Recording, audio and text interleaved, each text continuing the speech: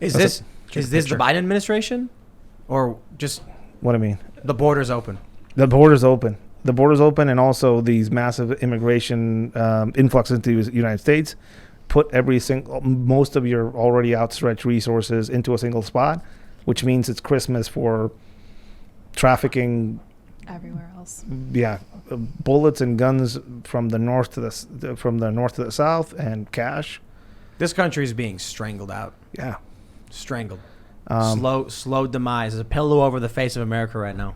And it's this border crisis is making millions and millions of dollars for people that are just waiting for the cat to go, to be busy somewhere else. This is tunnels. There's somewhere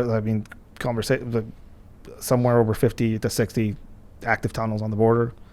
I talked about fully submersibles way back in the day. Nobody believed me about those. Those are where we've been found. Wait. They're using submarines to smuggle stuff and people and drugs. Drugs. You wouldn't use something as valuable as a fully submersible submarine for people, because then the people have a tendency to talk. I came here in a submarine. But yeah, fully submersibles, drones, like squadron of drones, catapults, small. Catapult. Oh, I heard these stories. They launch them over the trebuchets. That's the first time when I saw one. I saw one in Mexicali, and I saw it and I was like, "That's a trebuchet." Like, how do you know that word? I watched the on Reddit. KPBS ones. I think I learned about them. And so they're flinging drugs over. They fling drug loads over. They RC cars, electric control remote cars, RC cars just speed out there. Drones, tunnels, people that have border crossing cards. Like there's a Sentry program in places like Baja, where people that cross the border regularly get extra verified by the U.S. And cartels are aware of this, so they see, oh, you're a Sentry pass guy. Let me put some load on the bottom of your car because you're already a trusted traveler, and that's an easy way to get drugs into the country. It's like the thing that kids do when you're like shopping at a 7-Eleven, and then your friend puts a candy bar in your hood so you don't know what's happening, and you walk just like normally out of the store and you not acting suspicious, and the kid walks up and it's like, that only with a Kia Coke. That happens a lot on the border. Basically, a kilogram of Coca-Cola. Yeah, just a 2 liter, I guess. Right? Yeah, some booger sugar. It's a classic story that a lot of people get caught like that, and it's, again, these guys are just looking for holes in the already hole-written wall. So Trump was right. He was right about what? Securing the border in general. I mean, securing the border. Specifically, so what you're saying is Trump is correct, and we should build a big, beautiful 30-foot concrete wall from sea to shining sea. I mean, I think a wall is not feasible. I'm kidding. I think but I mean, like in terms of like focusing on the border and saying we've got serious problems here. Yeah. So there's serious problems with things coming from the U.S. into Mexico. That's part of the issue. It's not just things coming into. What's happening the other way? Kidnappings, bullets, guns. Right. Well, to be fair, Obama gave those people those guns, so that was a fair deal. That's the Fast and Furious program. It was bad. That's like CIA delivering weapons to. I mean, I don't know. I don't know a lot about the Fast and Furious on the U.S. side. I just know it was a program started by the Bush administration specifically, and then continuing on with the Obama administration. 2 of my friends were killed by some of those guns. Wow. FN-57 pistols. One of them was coming out of his house with his daughter in the backseat and his wife. Him and his wife got killed, and the daughter lost her arm. Oh my gosh. The kids that shot them had FN-57 pistols, 18 and 19-year-olds. You worked for you were working border security for Mexico, though. I was not working border security. I was working generalized regional security, basically. But a lot of our work was basically working against people that were trying to get stuff through the border or trying to get things from the U.S. into. How does that work with the cartels then, right? Because the government's certainly not in complete control. No, I mean, there's realistically there's no border security in Mexico. There's a place where people cross by and there's border agents, but they're looking for taxable goods. They're not looking for, every now and then they'll get contraband, people trying to smuggle guns or bullets in, but they're really realistically not looking to secure the border on the Mexican side. And the government itself has a case of amnesia every 6 years. When the new president comes in, everything gets, all of this, that was successful, this was failure, everything's bad, get rid of all of it. I'm going to start this new thing. And they just change the name of the police, change the uniform, and same corrupt people come in. They're right on it. That why give up? It's cash. Yeah. All their pockets are getting greased, right? That's the thing. And I went through 2 terms of that, basically 12 years working down there. It's unwinnable. Do you think there's any value to the U.S. of Mexico and the U.S. of America to become one country? The whole concept of a North American Union. Well, I think the U.S. needs to realize. I hear a lot of people just close the border. Just build a wall, close the border. That's our second largest trade partner, right? We could, however, if we annex Canada and Mexico, conscript the Canadians to fight the cartels for us. Yeah, sure. Just send them down there. Put down pancakes. the FN 570. That's probably. Well, it's another funny thing. When when Trump was in presidency and the border was a bit harder to get across, people smugglers would just fly people to Canada. Oh, really? Yeah, that was one of the ways they would just fly people to Canada and they just walk down. That's clever.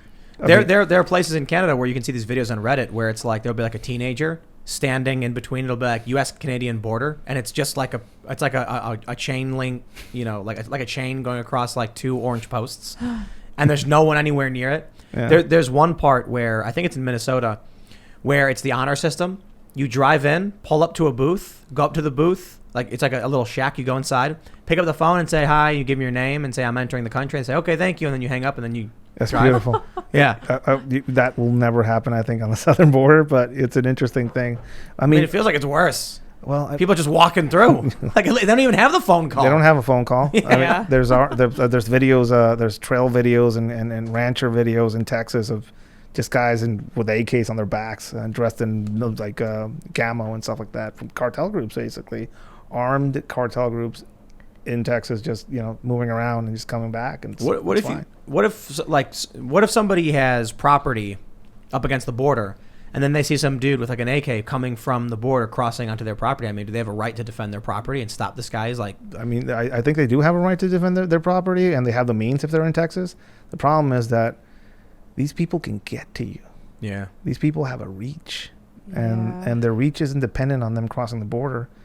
Another weird myth that Americans have is that we don't want. They're coming into this country. They want the cartels here. They're coming. They have been here for years. Yeah. They have blood ties in this country. They're in the military. They're in the military. Yeah. They're in the border patrol. They're in politics apparently. They're everywhere. This border, the border fence and the border itself, they crossed it years back, and it's like places like Chicago, places like LA. When they legalized weed, some of these groups had already gone into they were already producing weed, right? So they went into the legal weed and illegal weed industry. They did both. They were growing illegal weed in federal lands on the U.S. side. Wow. So they are here. Like I hear a lot of people talking about military intervention in Mexico. It's not Afghanistan. It's not Iran. And it's not Iraq. It's right there, and also it's right here. If that happens, it's going to be an interesting conflict, because I don't think it's going to be like any conflict this country has ever fought. Specifically, it's going to be really close. I mean, they have presence. Many of these cartels have a presence in all the big cities. Yeah, I know there's like graffiti all over Chicago. In New York, there was some big story 10 years ago about MS-13 like operating in New York City. Yeah. So yeah, man. I mean, it's scary, and also the fact that Mexico has a lot of problems, but also has a lot of resources. Right. Yeah, including one of the largest mineable lithium deposits on the planet. Really? Yeah. Are they mining it? They should just splash water on it. Well, there was a Canadian company owned by China that wanted to buy some of those mining rights, and that ended pretty quickly. Huh. And then right around the area where some of this stuff is where the Mormon massacre happened down there, which is an interesting coincidence. When was that? That was about 2 years ago. Yeah, recent. Which is crazy, because isn't that a Star Trek episode? What? That like Mormons from Earth go find another planet, and then like an alien race kills them, and there's an incident where they go and investigate this Mormon massacre. Are we talking about Next Generation? Next Generation, yeah. Oh, I've been thinking about that show today. Yeah, I was into that when I was a kid. I'm sorry. So you're getting me. Who would you be if maybe you were I'm misremembering? What? Riker. Riker. You look like him too. Riker, Yeah, all the dude. way. Number one. Riker, and I would get some of the data arms, just crush people the whole time. Okay. I'm confirming what you were talking about. The lithium mine in Sonora, largest deposit with proven and probable reserves of 243.8 million tons of probable reserves, about 4.5 million tons of lithium as of 2019. If the U.S. actually goes in there into Mexico, I think it's not going to be about regime change or cartels or terrorism. It's going to be about Making batteries. yeah.